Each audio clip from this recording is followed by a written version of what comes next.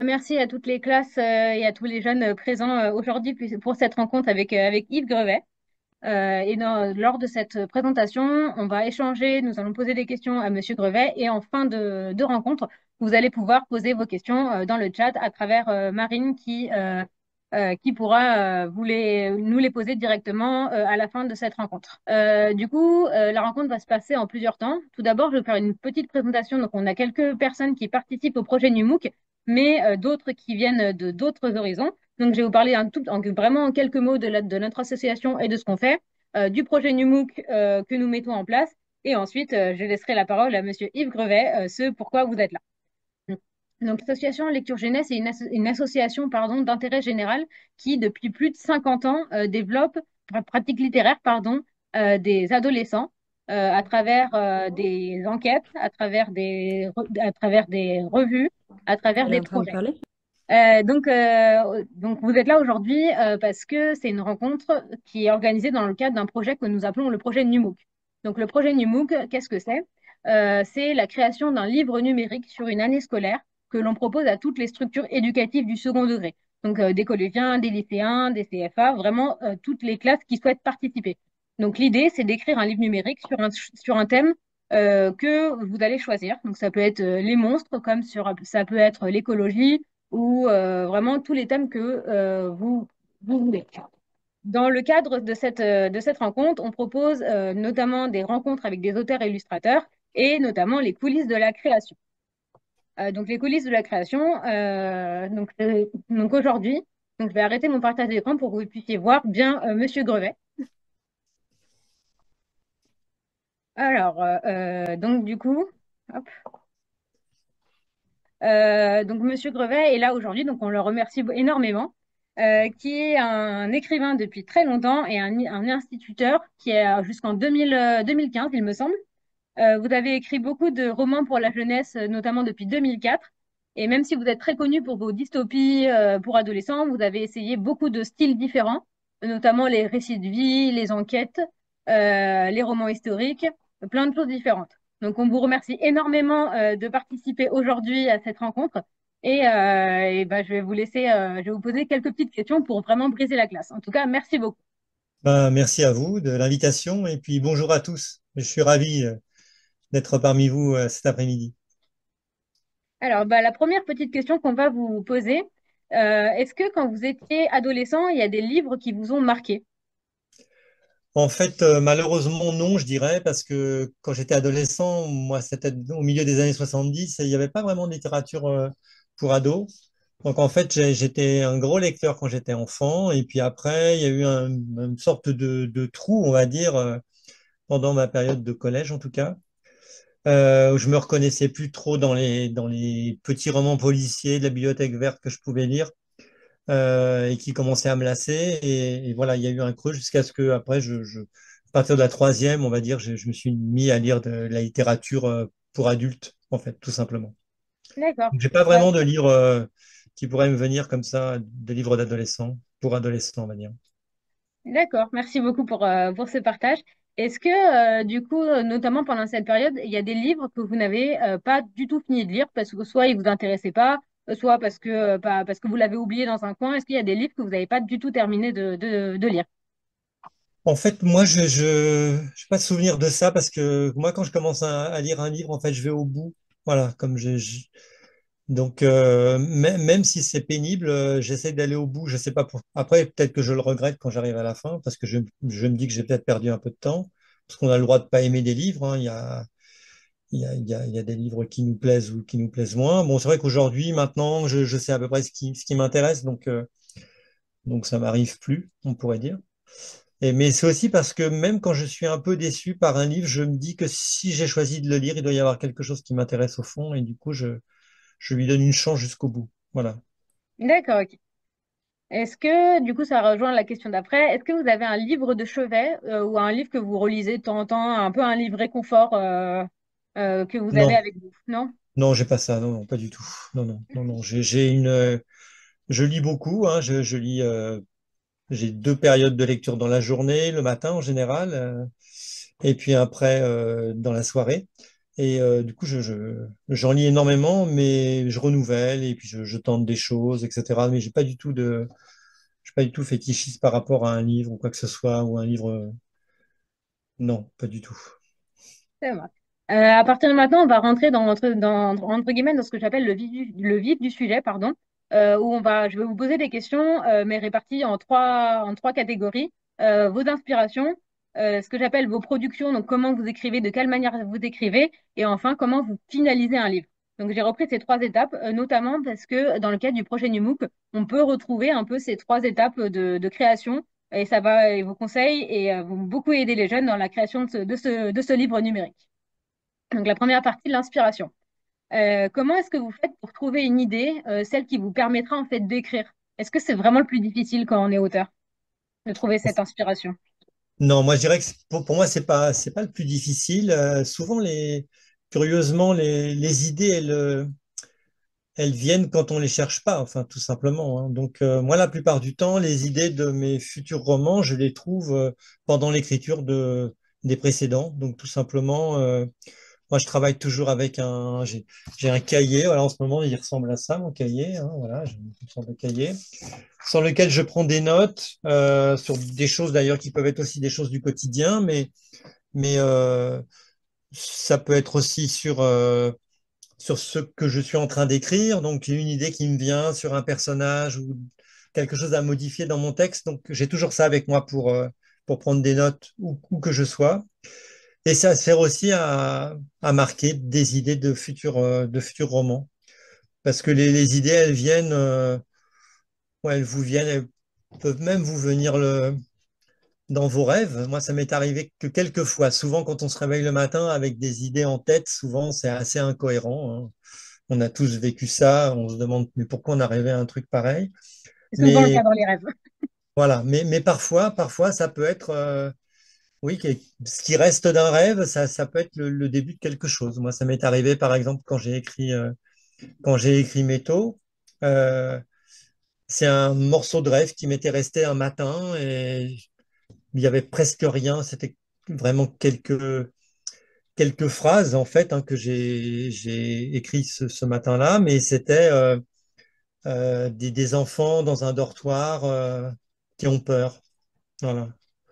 Et à partir de juste cette petite phrase, hein, qui est vraiment, c'est vraiment presque rien, bah après, oui, quand j'ai commencé à prendre des notes, je me suis dit, mais pourquoi ils auraient peur? Donc, c'est des adultes qui vont venir les chercher. Et après, ils vont disparaître. Voilà. Et en fait, les idées, elles se construisent un petit peu comme ça. C'est-à-dire, on part vraiment d'une toute petite chose qui après, pour la rendre crédible, pour que ça devienne une histoire, et ben, on va rajouter des éléments. Et puis après, on va situer ça dans un contexte. Donc, bah, ce dortoir, il est où, à quoi il ressemble, etc. Combien il y a d'enfants dans le dortoir, etc. Ça, c'est un petit peu des choses pratiques qu'on va régler au fur et à mesure. Mais au tout début, oui, c'est juste une idée comme ça. Et donc, euh, li- quand on est écrivain, je pense qu'on est à l'écoute de ces idées. Parce que moi, des idées comme ça, j'en avais avant d'être écrivain. On a tous des idées qui nous traversent l'esprit. Simplement, voilà, la plupart du temps, bah, on les laisse passer, on les oublie, et puis voilà.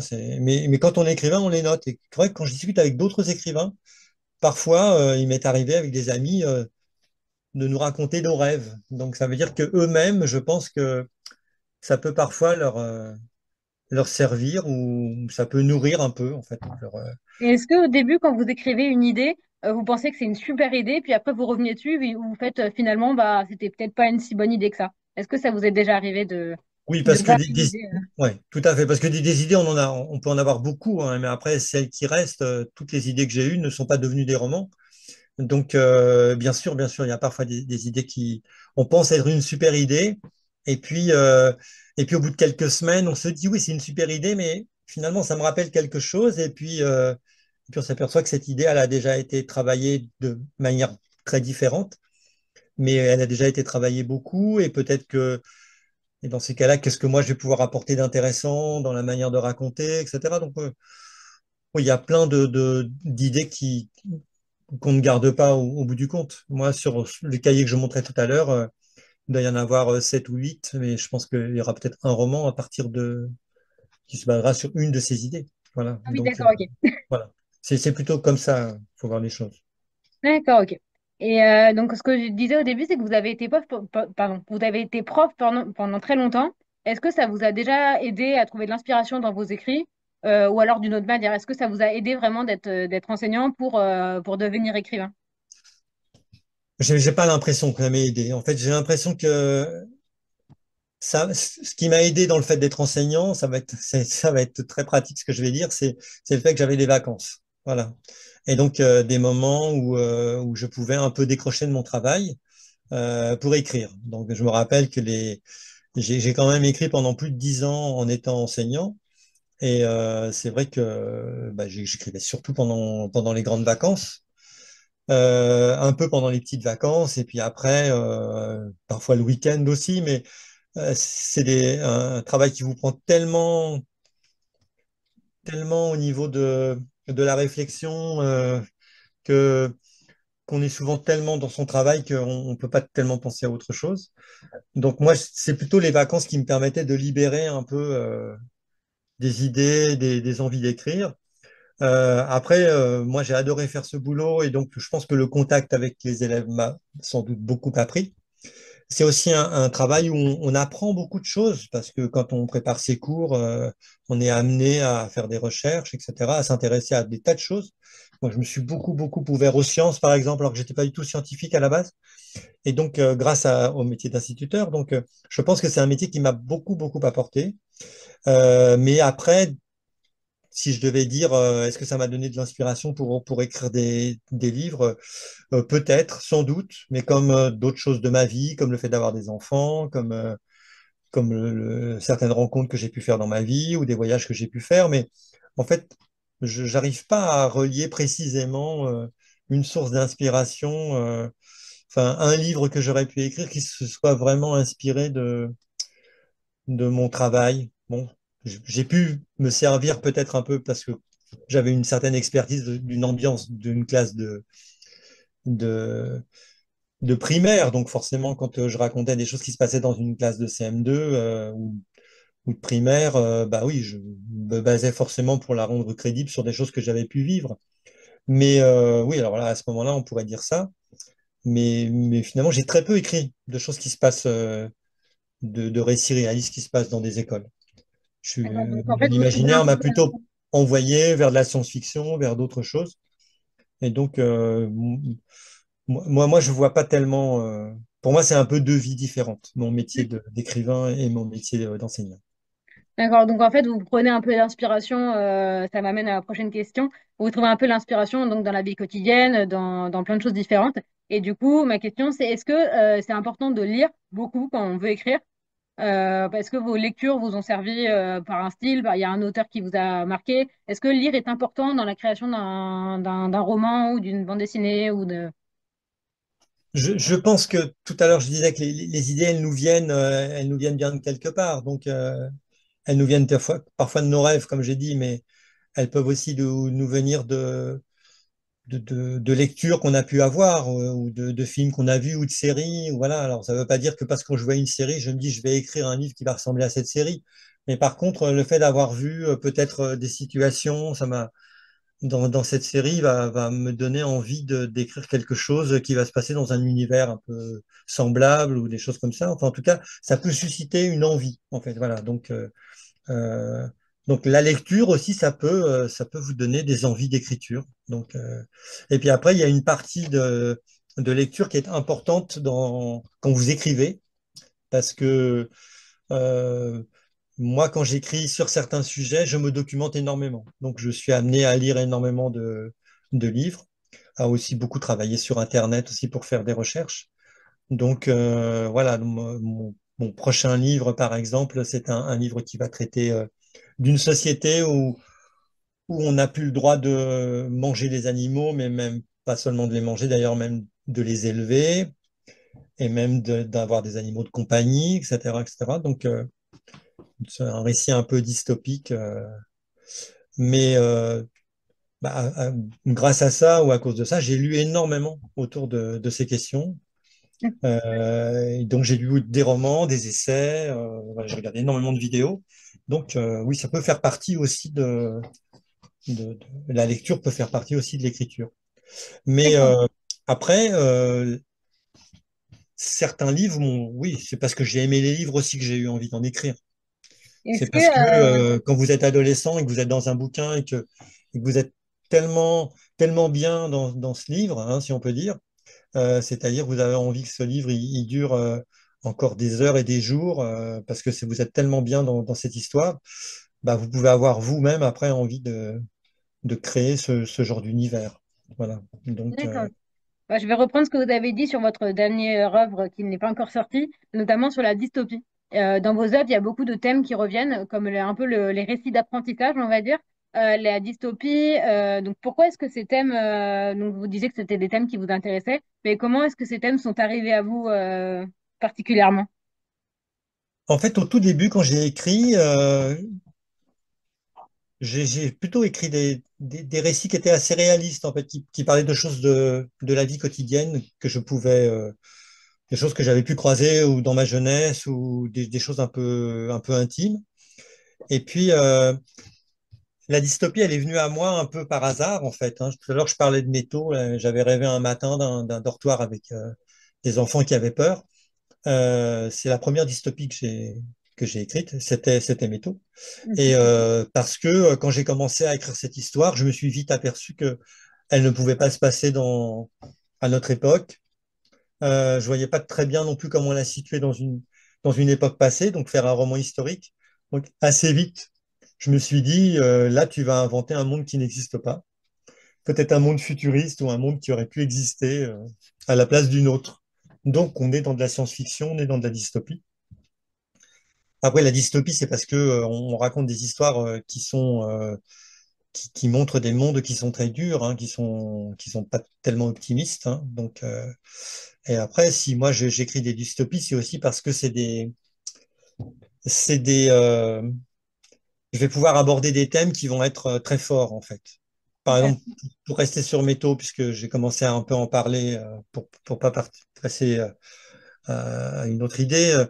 Bon, bah, c'est des enfants qui sont enfermés, donc forcément, après, je vais construire tout un monde qui va expliquer pourquoi ils sont enfermés et quelle est leur vie au quotidien, etc. Donc, ça va faire que, par exemple, dans Métaux, les enfants n'ont pas le droit de parler entre eux la plupart du temps.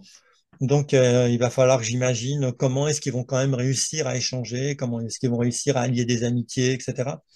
Donc, tout ça, ça va être hyper intéressant à construire. Et puis, du coup, ça va donner des scènes qui vont être extrêmement fortes quand les enfants vont arriver justement à discuter, à mener une révolte, parce que là, comme ils sont opprimés, bah forcément, un jour, ils vont rêver de s'enfuir et ils vont réussir à s'enfuir. Donc, on est un peu pris au départ par sa première idée, et après les livres, moi, j'ai l'impression que une fois qu'on a vraiment démarré un livre, qu'on a un peu la voix de son personnage en tête, après, c'est un peu du travail quotidien. En fait, tous les jours, je rajoute un petit bout. D'accord, Et ok, c'est puis, un peu un ça effet boule de avance. neige. Oui, c'est ça. C'est-à-dire, une idée en entraîne une autre. Et puis, petit à petit, on s'aperçoit on a construit un monde. Voilà. Donc, et parler, enfin, écrire des romans de science-fiction comme j'en écris, c'est aussi, c'est pas seulement se projeter dans le futur, hein, c'est surtout écrire, c'est avoir la volonté aussi de parler d'aujourd'hui, parce que quand, quand j'écris des histoires d'enfants maltraités ou dans Métaux, des enfants qui sont endoctrinés, c'est-à-dire des enfants à qui on fait croire des choses, à qui euh, on les forme pour devenir des enfants violents, pour devenir des soldats, etc., etc. Comment est-ce qu'on peut arriver à sortir de ça? Malheureusement, ce que je raconte, des enfants soldats, ça existe dans certains coins du monde. Des enfants à qui on fait croire des choses qui sont fausses aussi, ça existe dans certains coins du monde. Donc, la dystopie, elle semble toujours se situer dans un monde qui paraîtrait imaginaire, un monde futur, donc qui n'a pas encore existé, qui n'existera peut-être jamais, mais c'est une manière de parler d'aujourd'hui. Et donc, quand j'ai écrit Nox, par exemple, Nox, ça raconte l'histoire d'un monde qui est d'un monde qui est recouvert par un nuage de pollution très épais, qui est tellement épais que les rayons du soleil n'arrivent plus à passer au travers et que les gens vivent dans une nuit perpétuelle. C'est le nox, ça veut dire nuit en latin.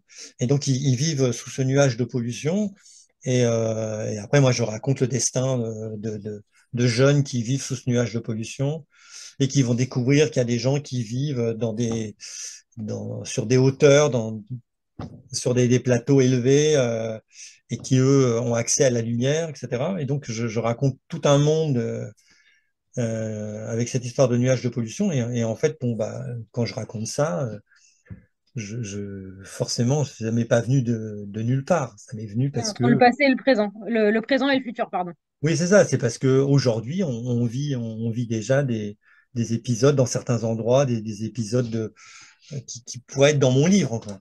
Hein, il y a eu parfois des épisodes de forte pollution, par exemple en Chine, où les gens étaient dans un brouillard qui sentait très mauvais, comme dans mon histoire, et un brouillard qui permettait pas aux gens de se voir à 10 mètres.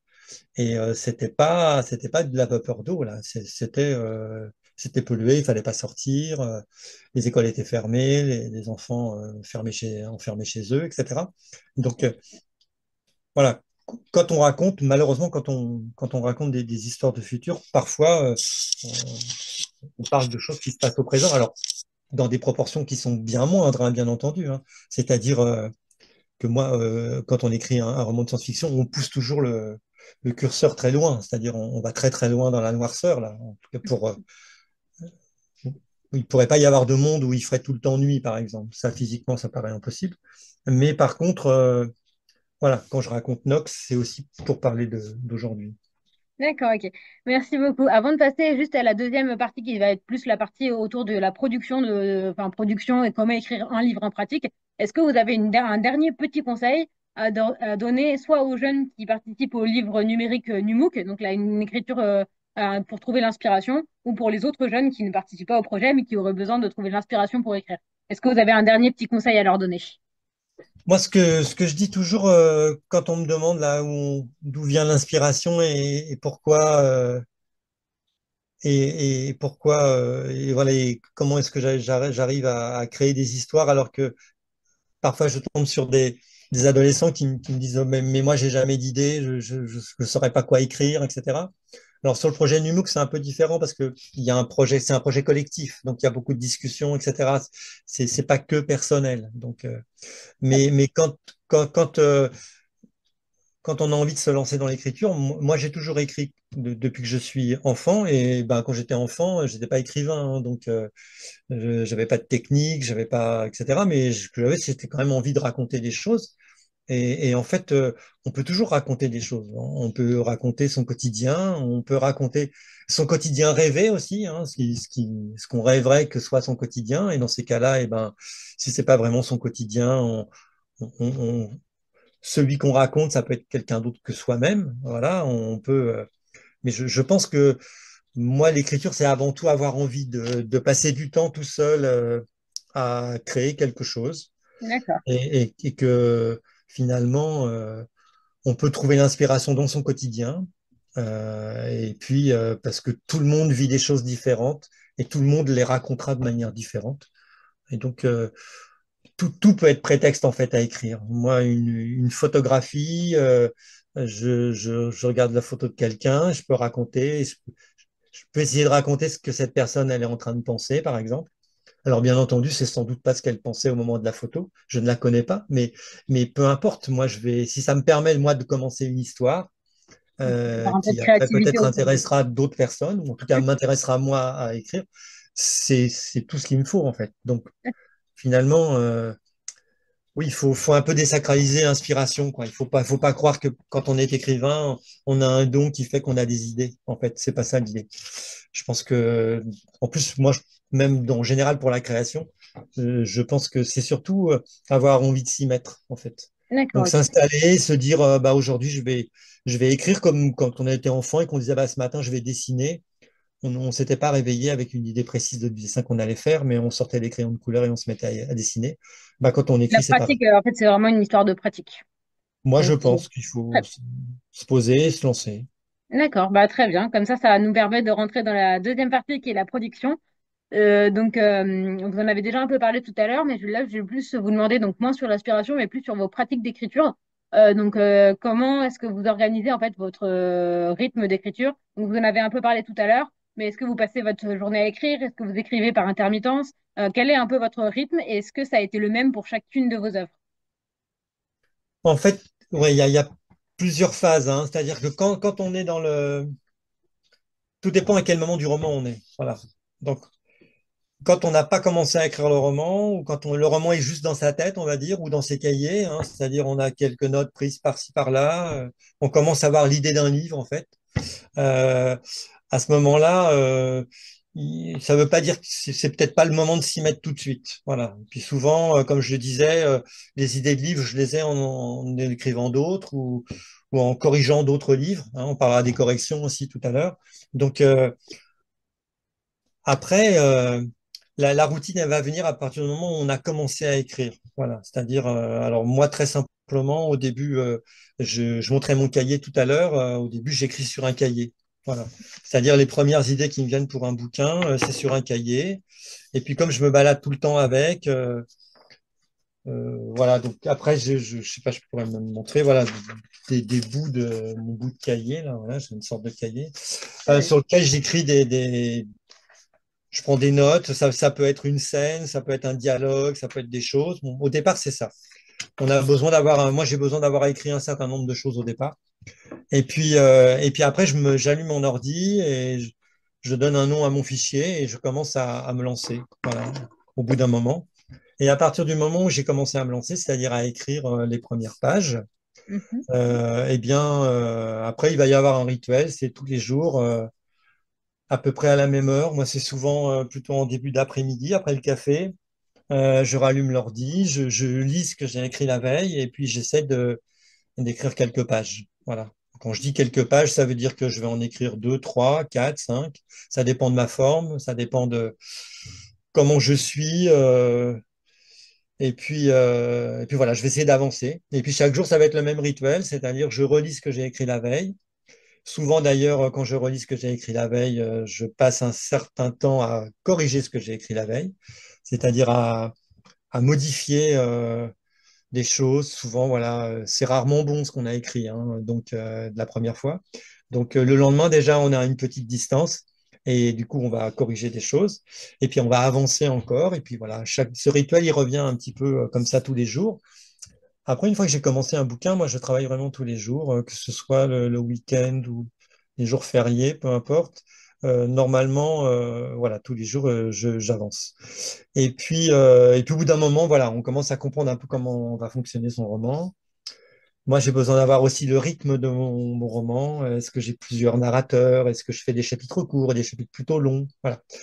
Donc, il y a des choses qui vont, mais petit à petit, se mettre en place. Voilà, au bout de quelques semaines, on va dire, on voit à peu près à quoi va ressembler le roman, et moi, je peux dire à peu près combien de pages il va faire.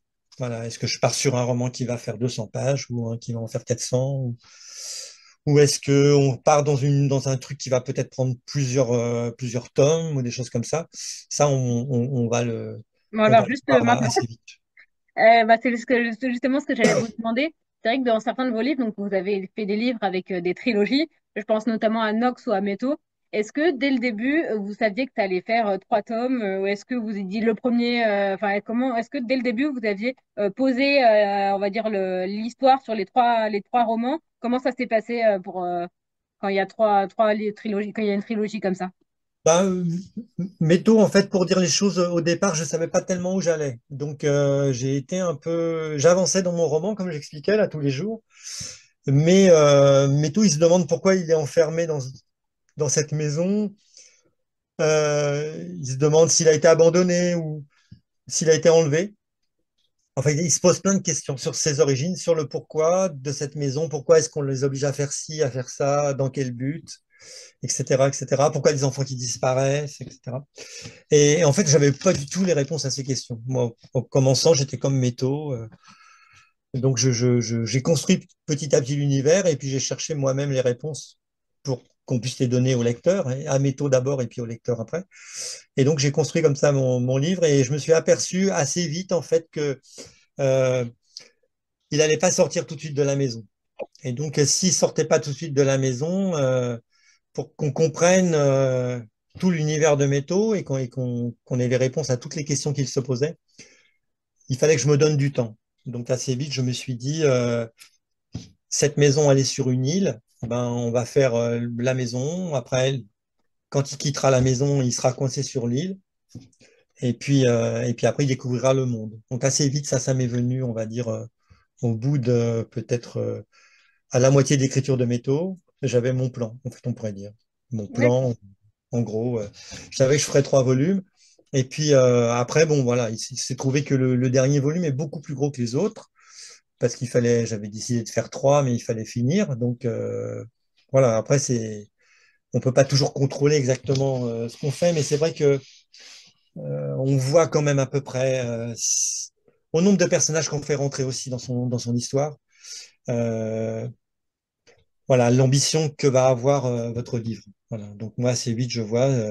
Après, j'aime beaucoup écrire des livres courts aussi, hein. Moi, ça m'intéresse aussi parfois peut-être sur des formats beaucoup plus courts, c'est-à-dire d'écrire 100 000 signes au lieu d'en écrire 500. C'est très bien aussi, hein.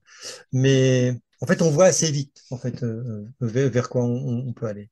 D'accord, ok. Parce que c'est vrai que dans le cadre du projet du MOOC, c'est vrai que ça avait été c'est un peu différent, c'est une écriture collaborative, mais c'est vrai que c'est une question qui revient souvent, notamment pour garder en fait une cohérence du début jusqu'à la fin de leur histoire.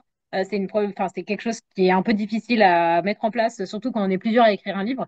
Quelque chose que vous avez déjà fait d'ailleurs, un Hum. peu différemment avec votre œuvre U4, que vous avez écrit à quatre mains. Mais du coup, comment on travaille un peu la cohérence dans un écrit? Dans votre production, dans vos écrits, comment est-ce que vous essayez de rester cohérent du début, donc à la première page, jusqu'à la 600e page? Ouais. U4, c'était particulier parce on écrivait chacun un roman. Et simplement, c'est une œuvre collective puisque les personnages de nos romans circulent dans les romans des autres. Donc forcément, on était obligé, c'est vraiment une écriture collaborative. Donc il a fallu beaucoup travailler avant de se mettre à écrire comme nous, en plus, on situait ça dans un futur qui n'existait pas, hein, puisque U4, pour ceux qui ne connaîtraient pas, c'est le nom d'un virus qui tue tout le monde sauf les ados entre 15 et 18 ans. Et donc, on racontait chacun l'histoire d'un survivant ou d'une survivante. Et après, nos survivants, ils ont des points communs, hein. Ils jouaient tous à un jeu en ligne et ils ont tous répondre à un rendez-vous mystérieux pour aller à Paris. Et donc, ils vont se rencontrer, ils vont partager des moments avec les autres, ils vont influer le cours de l'aventure des autres, etc. Et après, nos romans sont écrits par chacun des auteurs, hein. Ils peuvent être lus séparément ou on peut les lire tous, hein, comme on a envie. Mais Ouais, vous avez oui, dû travailler du coup, vous avez dû travailler quand même la cohérence de vos histoires. bien sûr. Comment est-ce que, quels On conseils devait, on vous devait tout pourriez donner? partager, en fait. C'était ça l'idée. C'était que dès qu'on écrivait quelque chose, dès qu'on avait une nouvelle idée qui pouvait influencer l'œuvre des autres, on disait, voilà, j'ai envie d'introduire telle technologie. Est-ce que je peux ou est-ce que je peux pas le faire? Donc, et puis on se lisait énormément les uns les autres aussi. Et donc, et ça, je crois que quand on fait un projet collectif, il faut vraiment avoir envie de travailler avec d'autres personnes parce que il faut se dire que quand on travaille avec d'autres, ils vont vous apporter beaucoup de choses, mais ils vont aussi vous frustrer un petit peu parce que parfois vous pouvez avoir une idée que les autres qui ne convainc pas les autres, hein. Moi, ça m'était arrivé justement sur U4. Moi, j'avais une idée pour une fin collective pour laquelle ils n'étaient pas d'accord. Et bon, on était 4, on a voté. J'étais tout seul, ils étaient 3, donc il n'y a pas eu de. J'ai été obligé oui, de laisser tomber mon idée. Je me suis dit, peut-être je m'en servirai dans un autre roman un jour, etc. Donc, il y a aussi ça, hein, quand on travaille à plusieurs, hein, c'est que euh, ça va vous apporter des choses parce que les autres vont vous apporter des choses, hein, c'est-à-dire qu'ils vont vous permettre d'écrire sans doute mieux que ce que vous auriez pu faire parce que vous allez avoir un regard extérieur qui va vous aider à écrire. Mais ça donne aussi lieu à des négociations parfois pour arriver à imposer ses idées. Et donc, mais moi, j'ai travaillé j'ai fait U4, mais depuis, j'ai fait aussi des romans avec Carole qui avait travaillé sur U4 d'ailleurs. Là, on a écrit, et cette fois-ci, on n'a qu'un seul narrateur, une narratrice d'ailleurs, pour le dire, hein, pour un roman qui est paru récemment qui s'appelle Détective Grébor de père en fille. Donc, on a une seule narratrice. Et là, vraiment, on a élaboré toute l'histoire ensemble, voilà, petit à petit, chapitre par chapitre. Et puis après, on s'est partagé les chapitres à écrire. Et puis après, on a relu pour que la voix de notre narratrice soit vraiment la même, hein, qu'on n'ait pas l'impression qu'il y avait des moments, c'était un peu différent de la manière de raconter. Donc, mais tout ça, c'est hyper intéressant. Il suffit d'avoir envie. Il faut quand même avoir, oui, il faut accepter que l'autre, il ait raison aussi parfois.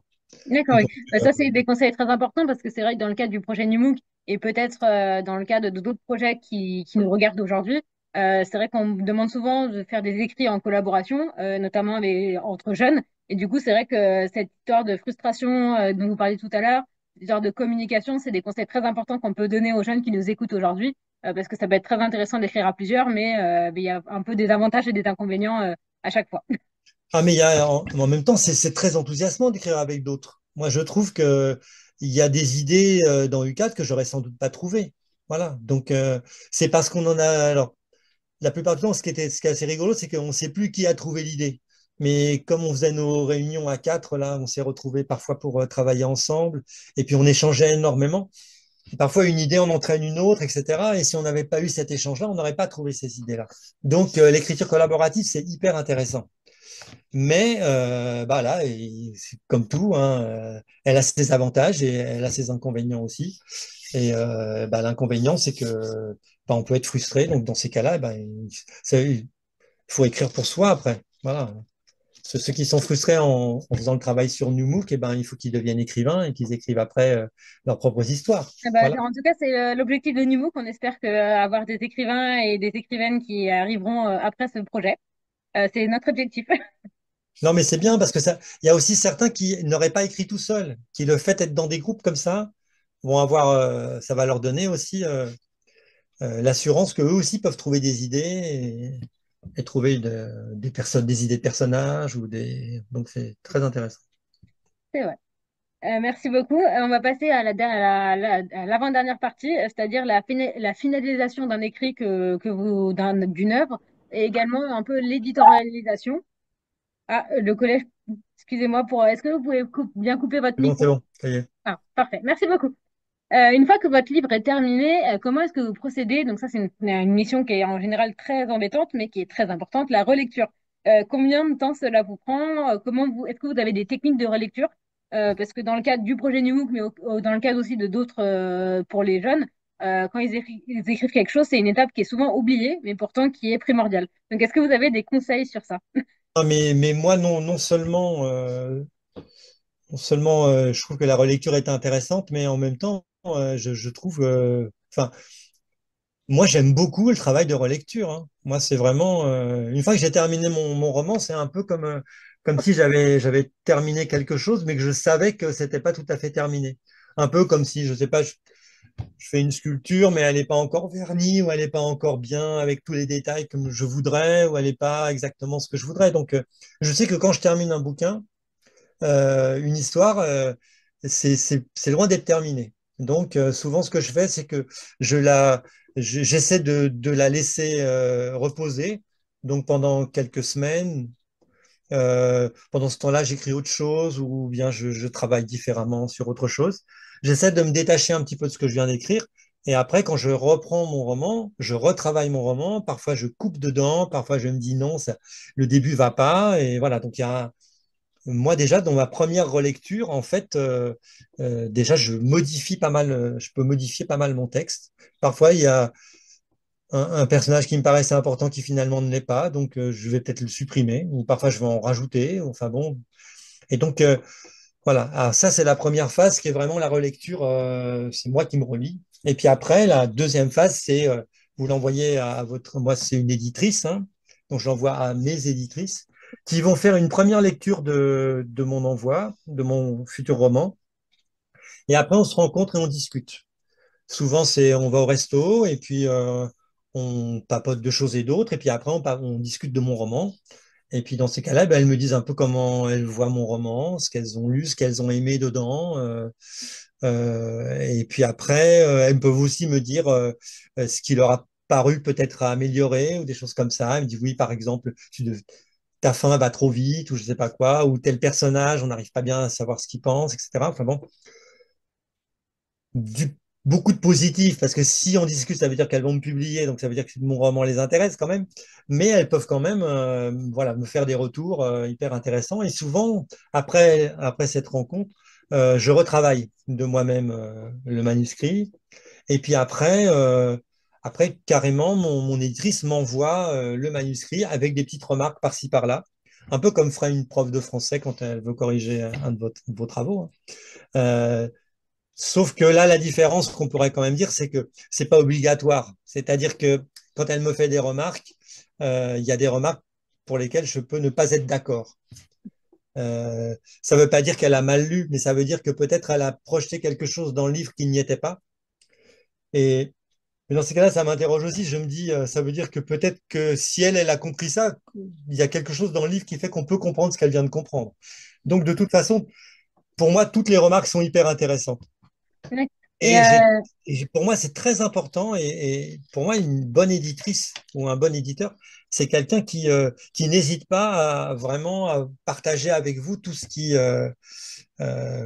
ressent en lisant le livre. Et après, c'est à vous de voir, de faire le tri sur ce que vous voulez bien entendre de ce qu'il vous raconte ou pas. Parce que le projet, c'est votre projet. Donc, c'est à vous de lui prouver qu'il a tort aussi. Ça peut arriver aussi, hein, c'est-à-dire. Et donc, et pour moi, c'est vraiment un moment extrêmement important. Donc, c'est réécriture. Là, en ce moment, je suis vraiment là dans la relecture. Là, le roman est vraiment terminé. Cette phase-là est passée, mais je suis encore à me poser des petites questions sur certaines choses, en fait. Et donc, oui, faut pas imaginer que quand on a terminé d'écrire, en fait, le premier geste, que je dirais, on a fini. Moi, sur mes fichiers, j'ai quatre versions du même roman, en fait. Donc, ça veut dire que le roman, j'ai réécrit dessus ou j'ai enlevé des choses au moins 3 ou 4 fois. d'accord. Et puis, Est-ce en que, finale, oui. est-ce que dans le cadre du coup encore du projet NUMOOC, mais également d'une écriture collaborative, est-ce que les jeunes, par exemple, peuvent prendre une partie qu'ils ont écrit et la faire relire par par un autre groupe? Comment est-ce que dans le cadre d'une écriture collaborative, chacun peut relire la partie de l'autre pour, Mais c'est ce qu'il faut faire. C'est exactement ce qu'il faut faire. C'est-à-dire, on écrit pour des lecteurs. Donc, de toute façon, il faut bien tester sur quelqu'un. Une éditrice, en fait, c'est une lectrice, c'est la première lectrice. Et comme elle connaît bien son métier, elle sait à quelle, à quelle audience elle s'adresse. Donc, en fait, quand elle lit comme si, en se mettant dans la peau un peu d'une adolescente ou d'un enfant, ça dépend pour qui on écrit. Et donc, elle va voir s'il y a des petites choses qu'elle pourrait ne pas comprendre, etc. Elle va me les faire remonter. Mais moi, je pense que on écrit pour des lecteurs. Donc, dès qu'on peut faire lire à quelqu'un, et voilà, une personne va vous dire, ah bah c'est super, mais là, ton dialogue, il est un petit peu long, puis ça répète plusieurs fois la même chose, etc. Et vous, peut-être que dans votre tête, c'est comme ça qu'il faut l'écrire, mais le fait qu'on vous dise ça, ça veut pas dire que vous allez tout gommer et puis que c'est nul. C'est pas ça la question. C'est que si on vous le dit comme ça veut dire que bah, il faut quand même que quelque part ça fasse partie de votre réflexion et puis vous demandez si vous ne devez pas un peu modifier les choses pour que ce soit mieux. Et moi, je trouve que les romans, une fois que j'ai retravaillé avec mes éditrices, ils sont bien meilleurs, bien entendu. Ils sont bien meilleurs que mon premier jet. Et, euh, et donc là, moi, j'ai pas du tout de complexe à dire ça. Moi, j'ai pas l'impression d'être le gars qui a un don pour écrire et qui tout ce qu'il écrit, c'est magnifique, quoi. Voilà, donc non, là-dessus, il n'y a pas de problème. Et moi, un bon éditeur ou une bonne éditrice, c'est quelqu'un qui justement rentre dans votre texte et puis pose toutes les questions et fait toutes les remarques qui peuvent lui traverser la tête, même si après vous les gardez ou vous les gardez pas. Mais moi, pour moi, c'est une phase extrêmement importante, vraiment importante. Ça va. Alors, on a avant le temps de questions-réponses, on a environ 2 minutes pour une dernière question, notamment dans le cas des illustrations de vos livres. Je voulais savoir si vous étiez si c'est vous qui décidez la couverture de vos livres, parce que dans le cas du projet NUMOOC, du coup, les jeunes vont également peuvent illustrer leur livre numérique. Du coup, je me demandais si c'était vous qui choisissiez ou si c'était vos éditrices qui faisaient des propositions, comment ça se passait. Et après, on passera au temps de questions-réponses parce qu'on a eu quelques questions dans le chat. Très bien. Pour les couvertures, en fait, moi, c'est pas ma compétence, hein, parce que c'est du visuel. Moi, je suis dans l'écrit. Donc, on pourrait dire que moi, ma compétence, c'est d'écrire l'histoire, et après, savoir quelle couverture il faudrait mettre, ça, c'est pas tellement mon rayon, on pourrait dire. Et d'ailleurs, c'est comme ça qu'on me l'avait dit au début. La première fois où j'ai été publié, donc j'ai demandé à l'éditrice qui allait faire les dessins, à quoi ça allait, qu'est-ce qu'ils allaient mettre sur la couverture, etc. Et l'éditrice m'avait dit que ça me regardait pas. Donc c'était quand même violent comme réponse, hein. Et moi surtout, j'avais dit comment ça me regarde pas, c'est quand même moi qui ai écrit le bouquin. S'il y a pas ce que j'ai écrit, il n'y a pas de livre. Donc elle m'avait dit non mais vous savez pas, vous savez écrire et moi je sais vendre. Voilà, je sais ce qu'il faut mettre sur une couverture pour que des lecteurs aient envie de prendre le livre dans une bibliothèque ou bien dans une librairie pour l'acheter ou voilà pour le lire en tout cas.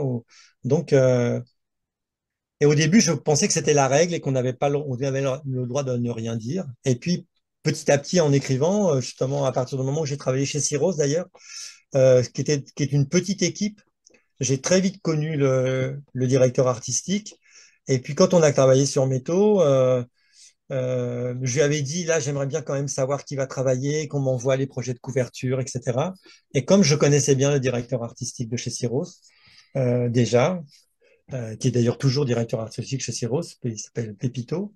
Et ben, Pépito, ce qui était super, c'est que depuis, quand j'envoie un manuscrit, il m'envoie des idées de couverture très très vite et il me demande ce que j'en pense.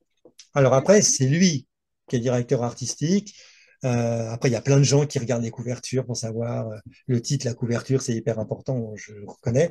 Donc, l'éditrice donne son opinion. Il y a aussi, des fois, il demande à des libraires, il demande parfois même à des jeunes lecteurs ce qu'ils pensent de la couverture, tout ça. Donc, il y a plein de gens qui vont regarder un peu de quoi ça parle. Mais en tout cas, moi, je sais que euh, moi, je tiens à ce qu'on m'envoie les projets de couverture et je fais des critiques dessus. C'est pas des critiques esthétiques, hein, je dis pas c'est mal dessiné ou je sais pas quoi, ou la photo est moche, ou la personne sur la photo correspond pas, etc. Mais moi, je vais donner c'est des trucs qui sont très techniques en fait. D'accord. Euh, il m'est arrivé là sur un de mes romans qui s'appelle Cornichon, avec un X à la fin, Cornichon. Sur Cornichon, par exemple, c'est l'histoire d'une fille elle est complexée parce qu'elle est petite. Et en fait, sur la couverture telle qu'il l'avait proposée au départ, elle avait l'air d'être aussi grande que sa mère. Donc en fait, si elle était complexée, elle pouvait pas être aussi grande que ses parents. Voilà. Non, Donc je j'avais me doute. dit, voilà, j'ai dit les dessins c'est super, ça me plaît beaucoup, mais bon, elle est complexée parce qu'elle est petite, donc réduisez-la un peu, quoi. Voilà. Donc ça c'était un truc aussi bête que ça en fait, mais ça peut être hyper important après parce que mm, pour moi en tout cas, moi qui avait écrit le livre, forcément c'est moi qui le connaissais le mieux, c'est tout de suite les choses qui m'avaient interpellé. Donc on peut faire comme ça des choses très techniques. Sur Métaux aussi à un moment donné. Dans le troisième tome de Métaux, il a représenté des personnages du livre. euh, et en fait, il y avait des erreurs dans les représentations des personnages du livre. Voilà, il en avait mis un avec des cheveux alors qu'il était chauve, voilà, etc. Enfin, des petites choses comme ça. Et moi, très précisément, j'avais dit, voilà, tel personnage, il ressemble plutôt à ça, même s'il n'est pas décrit de manière très précise. Je sais que, etc., etc. Donc, c'est plutôt de ce côté-là qu'on va proposer les choses. Voilà. Merci beaucoup pour Après, votre... je respecte le travail de l'artiste qui fait la couverture. Ça marche. Merci beaucoup pour votre réponse. Donc, on a eu quelques questions pendant notre échange. Donc, je vais laisser la parole à Marine qui a pris... Alors, malheureusement, on ne pourra pas répondre à toutes les questions, mais on va essayer de faire au mieux. Je vais Donc, essayer de faire court. Je vais essayer de faire court là. ça marche. Avec plaisir. Donc, Marine, je vais te laisser la parole. Oui, alors, première question. Combien de temps cela vous prend-il d'écrire un livre? Bah, ça va dépendre forcément du format du livre, hein. Donc, sur un livre, on va dire un- ce que j'appellerais moi pour moi un gros livre, c'est-à-dire quand j'écris des livres pour ados, qui font en général entre 300 et 400 pages, 450 pages, quelque chose comme ça. Je dirais que moi j'écris ça sur 5-6 mois à peu près, 7-8 mois peut-être. Entre le moment où j'ai les premières idées, que je commence un peu à travailler dessus, et le moment où le livre est prêt, il va se passer 7-8 mois à peu près. Avec à peu près 4 mois d'écriture pure, c'est-à-dire ce que je racontais tout à l'heure, c'est-à-dire quand tous les jours je me mets à écrire un chapitre ou quelques pages, ou etc., etc. Et ça dure pendant 4 5 mois. Et puis après, il y a tout, comme on a dit, après, il y a tout le travail de réécriture, euh, de modification, etc. Donc voilà, sur les gros livres, ça va être ça. Et puis après, forcément, sur des livres qui sont beaucoup plus courts, voilà, des livres qui font une trentaine de pages, bon, bah là, ça peut être quelques jours, quelques semaines, hein, de travail, forcément. Tout dépend de la longueur du texte. Ok, merci. Je vais vite les enchaîner parce qu'il y a vraiment beaucoup de questions très intéressantes. Alors, deuxième question, comment est-ce que vous avez choisi le nom de vos personnages? Car ils ont tous une consonance latine. Ah oui, ça, c'est dans Métaux. Oui, Bah, c'est ça. voilà, ouais. Donc, bah, c'était l'idée, hein, c'est parce que quand on lit Métaux, on s'aperçoit que euh, le créateur de la maison, en fait, il a voulu reconstituer une petite Rome, en fait. Donc ils ont des prénoms romains, tout simplement. Et cette idée, elle m'est venue parce que j'avais envie que très vite, quand on commençait à lire le roman, on se dise qu'on n'était pas dans un endroit, on n'était pas dans un pensionnat normal. Voilà, on n'était pas dans la réalité d'aujourd'hui, ni voilà, on était dans quelque chose de bizarre puisqu'ils avaient tous des prénoms en us, sauf Métaux. C'est D'accord. voilà. Alors, est-ce que vous avez déjà eu des moments sans inspiration? En fait, on peut avoir des, enfin, comment dire ça? Moi, normalement, quand je termine un bouquin, je sais ce que j'écris après. Là, par exemple, j'y suis sur les corrections d'un livre là qui sera dans une dystopie végane, on va dire, pour aller vite sur ce que je suis en train d'écrire. Mais j'ai déjà commencé à écrire autre chose. J'étais dans le train il y a, il y a 2 3 mois et dans le train, j'ai eu une idée et dans le train, je me suis mis à écrire peut-être 7 ou 8 pages d'un livre, du début d'un livre. Donc ça veut dire que je sais ce que je vais faire après. Donc pour l'instant, c'est comme ça que ça fonctionne. Donc j'ai pas vraiment de trou où je sais pas trop quoi écrire. Et après, les pannes d'inspiration, elles n'arrivent pas pendant que je suis en train d'écrire les livres, parce que mon petit rituel d'écrire tous les jours, je me dis, écris un peu quelque chose. Ça veut pas dire que c'est bon, hein, ça veut dire que parfois, quand je me relis le lendemain, si c'est nul, je vire tout. Mais souvent, il y a des choses intéressantes dans ce que j'ai écrit quand même.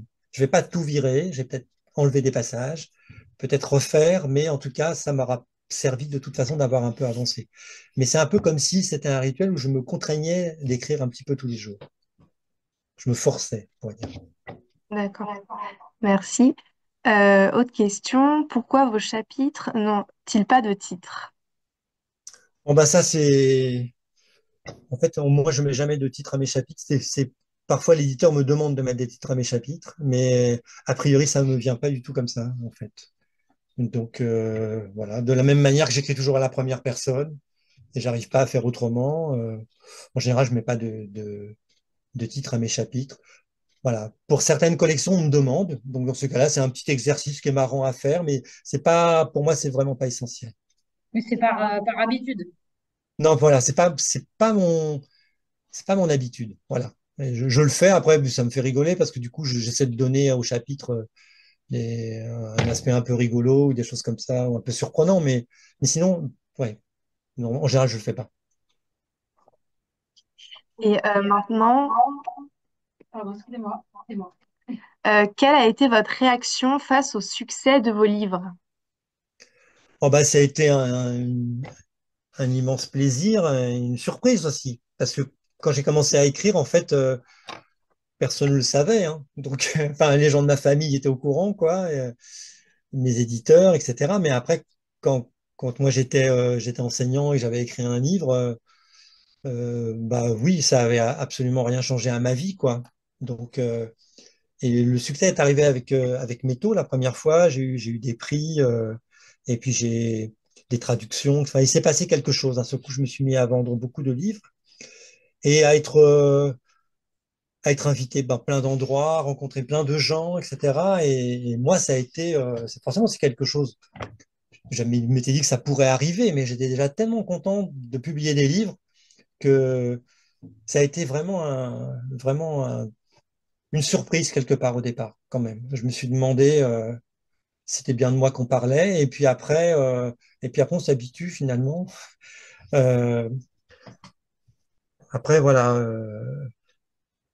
après je m'attendais quand même, voilà, quand j'écrivais à ce que les gens me lisent. Mais c'est vrai au départ, finalement, quand vous écrivez, vous vendez quelques milliers de livres par-ci par-là, mais bon, vous rencontrez jamais de lecteurs, vous savez pas qui vous a lu, si les gens ont aimé ou pas, etc. Alors, c'est vrai que quand arrive le succès, ça veut dire qu'il y a beaucoup de gens qui le lisent, qui le conseillent des fois à leurs amis, qui l'offrent, etc. Et là, on existe d'un coup parce qu'on se dit, bah, tout ce que j'invente là, bah, ça a une certaine importance pour des gens. Comme quand moi j'étais lecteur et que je trouvais qu'il y avait des livres qui me bouleversaient. Voilà. Et je me dis, bah, c'est mon tour, c'est bien. Et parmi les livres que vous avez écrits, est-ce que vous avez une préférence pour l'un d'entre eux? Non, c'est difficile de répondre à cette question. Euh, les livres, j'ai toujours écrit des livres que j'ai eu envie d'écrire. C'est-à-dire, je n'ai pas répondu à des commandes ou des choses comme ça. Euh, Parfois, des éditeurs m'ont demandé si je pouvais écrire des livres pour certaines collections, etc. Et ça m'est arrivé de le faire, mais parce que j'avais une idée très précise de ce que je voulais faire et que ça rentrait dans leur collection et que du coup, ça m'intéressait de le faire.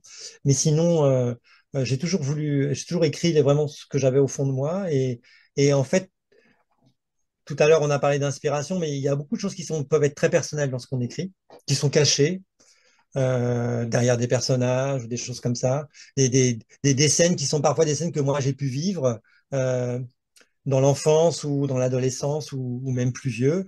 Euh, et voilà, et moi je sais que je suis présent à cet endroit-là, etc. Donc un texte, c'est toujours quelque chose qui a un côté très intime, même si ça se voit pas et ça. Il n'y a pas à étaler sa vie, voilà, j'ai pas écrit ma biographie, mais mais voilà, donc on est attaché à chacun de ces livres. Après, moi, quand par exemple, il y a des gens qui viennent me voir sur des salons et qui me disent, je ne vous connais pas du tout et j'aimerais bien conseiller-moi un de vos livres à lire, je conseille plutôt des livres que les gens ne connaissent pas. Voilà. Les livres qui ne vont pas trouver dans le CDI ou qui ne vont pas trouver facilement. Donc, dans ces cas-là, je leur conseille plutôt des bouquins qui sont moins connus de moi, mais que j'ai aussi beaucoup aimé écrire et voilà, qui sont un peu passés inaperçus et qui pour moi, sont aussi bons que U4 ou Métaux. Et est-ce que vous savez lequel de vos livres a été le plus lu? Oui, oui, oui, bah oui, parce que en fait, chaque année, la rémunération, en fait, on compte combien vous avez vendu de livres, et puis il y a une petite part du prix du livre qui vous revient. Et donc, tous les ans, je reçois des relevés sur lesquels on me dit combien j'ai vendu de livres. Alors, pour dire un peu, le tome 1 de Métaux, on est à, je sais pas, maintenant avec les poches, on est à plus de 100 000, on va être 110 000, 120 000 peut-être. Et puis après, sur U4, c'est pareil, avec les poches, on est à plus de 100 000 aussi. Ça, c'est dans les plus gros. Et puis à l'étranger, j'ai un énorme succès à l'étranger. C'est un livre d'enquête qui s'appelle Seul dans la ville, qui est sorti entre Métaux et Nox, donc il y a assez longtemps, et qui a été prescrit dans les collèges en Chine.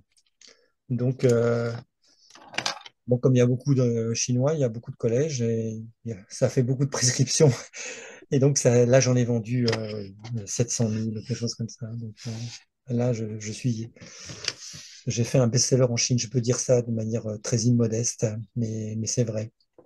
Voilà. Merci. Et question un peu technique maintenant. Est-ce que vous avez une technique pour rendre la personnalité de vos personnages attachante? Oh non, enfin, il y a pas de technique. Je crois que, en fait, quand je suis en train d'écrire, je suis dans la tête de mon personnage. Donc, eh ben, si là, voilà, et comme je vis avec ce personnage, bah oui, il aura quand même une certaine humanité, etc. Ça va pas, c'est difficile de se mettre dans la peau d'un personnage qui soit vraiment négatif. Ça m'est arrivé de le faire. Quand j'ai écrit Nox, je voulais avoir un personnage de méchant, et donc, mais finalement, mon méchant, à la fin, on s'aperçoit qu'il n'est pas si méchant que ça, etc., etc. Mais non, je crois que c'est parce qu'on se met dans la tête de son personnage et après, voilà, vous écrivez avec ce que vous ressentez, quoi. Voilà, c'est ça. Donc, moi, je souhaite le bonheur aux gens, tout ça, donc je veux pas j'ai pas, j'ai pas envie d'être méchant dans mes histoires. Donc, c'est vrai qu'il y a une certaine bienveillance, voilà, on peut s'attacher à ces personnages sans problème, bien sûr. Ok. C'est pour ça. Bon, alors, je vais prendre encore deux questions parce qu'on s'approche de l'heure de fin. Quel est le livre qui vous a pris le plus de temps à écrire? Bah, ce serait la trilogie Métaux, parce qu'à l'époque, je travaillais. Donc, parce que pour moi, Métaux, c'est comme un livre coupé en trois. On disait ça tout à l'heure, hein, voilà. Et donc là, j'ai mis presque 4 ans à l'écrire. Donc là, on peut dire que c'était quand même. Mais aussi parce que je travaillais et que je ne pouvais pas écrire tous les jours comme je peux le faire aujourd'hui. Parce qu'aujourd'hui, une trilogie comme Métaux, je pense que je l'aurais écrit en 2 fois moins de temps, peut-être en 2 ans. Mais là, pour celui-là, ça m'a pris 4 ans. Puis après, il y a des livres aussi. J'ai écrit un livre historique qui s'appelle Celles qui sentaient venir l'orage. C'est un livre que j'ai écrit sur 10 ans. Alors, je n'ai pas écrit pendant 10 ans sur ce livre, bien entendu, mais j'ai pris des notes pendant 10 ans sur ce livre et j'ai fait des tentatives. J'ai commencé, j'ai recommencé, etc. Donc, il y a parfois des livres comme ça qu'on promène sur un certain temps avant de trouver comment écrire le livre. Voilà. Après, comme je disais, 4-5 mois d'écriture, et puis après, plus les réécritures, 2-3 mois 2 mois de réécriture, et puis après, on y arrive. Ok. Alors, dernière question, et toutes mes excuses pour les questions qui demeureront sans réponse. D'où vient le titre de vos livres?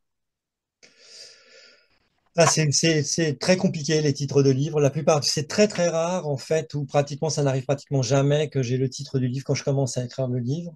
Aussi parce que je sais pas complètement ce que je vais écrire quand je commence à écrire un livre. Je vois à peu près de quoi ça va parler et vers quel univers je vais, mais j'ai pas le titre précis. Le titre, je le trouve souvent à la fin, quand j'envoie mon roman à mes éditrices, elles me demandent comment ça s'appelle. Donc là, je balance un titre, mais souvent je leur dis, bon, j'ai pensé à ça et à ça, mais je ne sais pas.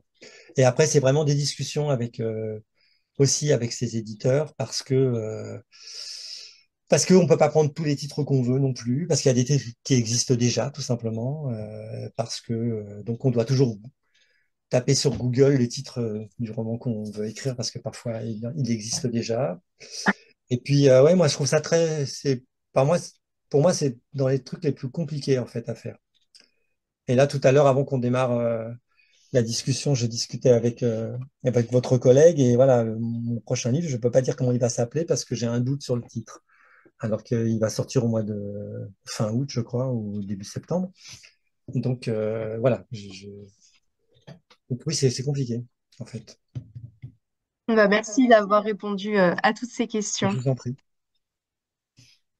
Malheureusement, on va arriver à la fin de cette rencontre. C'est vrai que les personnes qui participent, donc les jeunes et les classes, doivent finir leur cours ou alors enchaîner avec un autre cours. Mais quoi qu'il en soit, donc on est vraiment désolé de pas avoir pu répondre à toutes vos questions. Merci beaucoup en tout cas d'avoir participé à ce webinaire. Et je tiens aussi beaucoup à vous remercier, Monsieur Grevet, d'avoir été là et d'avoir Moi, c'est moi qui vous répondu remercie. à toutes ces questions. Enfin, je pense que j'espère que ça vous a inspiré toutes les classes qui ont participé. Donc, n'hésitez pas à nous envoyer un mail. Donc, j'ai mis mon adresse email sur le chat. Et notamment, si vous avez des questions sur le projet NUMOOC ou sur l'association Lecture Jeunesse, n'hésitez pas à nous recontacter. Il n'y a pas de souci, on est là pour ça.